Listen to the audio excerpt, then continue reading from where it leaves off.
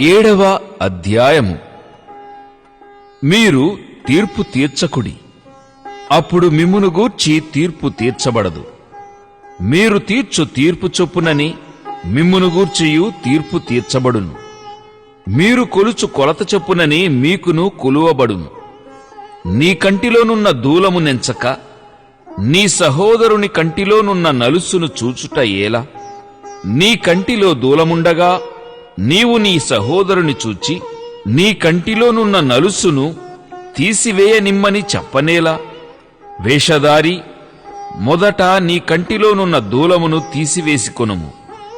అప్పుడు నీ సహోదరుని కంటిలోనున్న నలుసును తీసివేయుటకు నీకు తేటగా కనబడును. పరిశుద్ధమైనది కుక్కలకు పెట్టకుడి. మీ ముత్యములను పందుల ఎదుట వేయకుడి. వేసిన ఎడల అవి ఒకవేళ వాటిని కాళ్లతో త్రొక్కి మీమీద పడి మిమ్మును చీల్చివేయును. అడుగుడి, మీకియ్యబడును. వెదకుడి, మీకు దొరకును. తట్టుడి, మీకు తీయబడును. అడుగు ప్రతివాడును పొందును. వెదకువానికి దొరకును, తట్టువానికి తీయబడును. మీలో ఏ మనుష్యుడైనను తన కుమారుడు తన్ను రొట్టెను అడిగిన ఎడల వానికి రాతినిచ్చునా? చేపను అడిగిన ఎడల పామునిచ్చునా? మీరు చెడ్డవారయ్యుండియు మీ పిల్లలకు మంచి ఈవుల నీయనెరిగియుండగా పరలోకమందున్న మీ తండ్రి తన్ను అడుగువారికి అంతకంటే ఎంతో నిశ్చయముగా మంచి ఈవులనిచ్చును. కావున మనుష్యులు మీకు ఏమి చేయవలనని మీరు కోరుదురో అలాగుననే మీరును వారికి చేయుడి. ఇది ధర్మశాస్త్రమును ప్రవక్తల ఉపదేశమునై ఉన్నది. ఇరుకు ద్వారమున ప్రవేశించుడి. నాశనమునకు పోవు ద్వారము వెడల్పును, ఆ దారి విశాలమునై ఉన్నది. దాని ద్వారా ప్రవేశించువారు అనేకులు.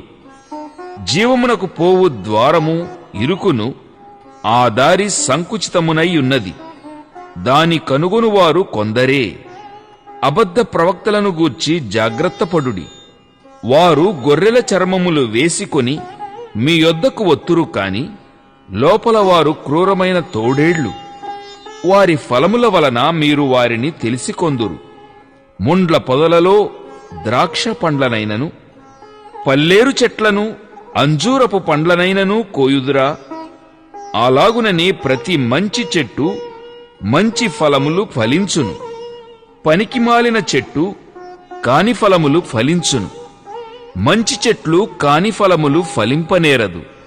పనికిమాలిన చెట్టు మంచి ఫలములు ఫలింపనేరదు. మంచి ఫలములు ఫలింపని ప్రతి చెట్టు నరకబడి అగ్నిలో వేయబడును. కాబట్టి మీరు వారి ఫలముల వలన వారిని తెలిసికొందురు.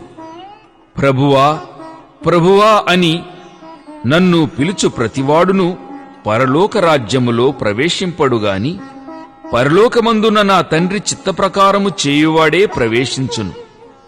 ఆ దినమందు అనేకులు నన్ను చూచి, ప్రభువా, ప్రభువా, మేము నీ నామమున ప్రవచింపలేదా? నీ నామమున దయ్యములను వెళ్లగొట్టలేదా? నీ నామమున అనేకమైన అద్భుతములు చేయలేదా అని చెప్పుదురు. అప్పుడు నేను మిమ్మును ఎన్నడునూ ఎరుగను.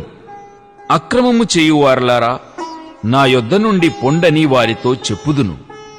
కాబట్టి ఈ నా మాటలు విని వాటి చొప్పున చేయు ప్రతివాడును బండమీద తన ఇల్లు కట్టుకొనిన బుద్ధిమంతుని పోలియుండును.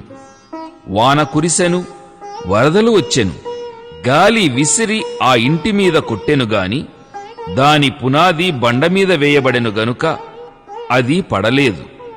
మరియు ఈ నా మాటలు విని వాటి చొప్పున చేయని ప్రతివాడు ఇసుక మీద తన ఇల్లు కట్టుకొనిన బుద్ధిహీనుని పోలియుండును. వాన కురిసెను, వరదలు వచ్చెను, గాలి విసిరి ఆ ఇంటి మీద కొట్టెను. అప్పుడది కూలబడెను. దాని పాటు గొప్పదని చెప్పెను. యేసు ఈ మాటలు చెప్పి ముగించినప్పుడు జనసమూహములు ఆయన బోధకు ఆశ్చర్యపడుచుండిరి. ఏలయనగా ఆయన వారి శాస్త్రుల వలె కాక అధికారము గల వాని వలె వారికి బోధించెను.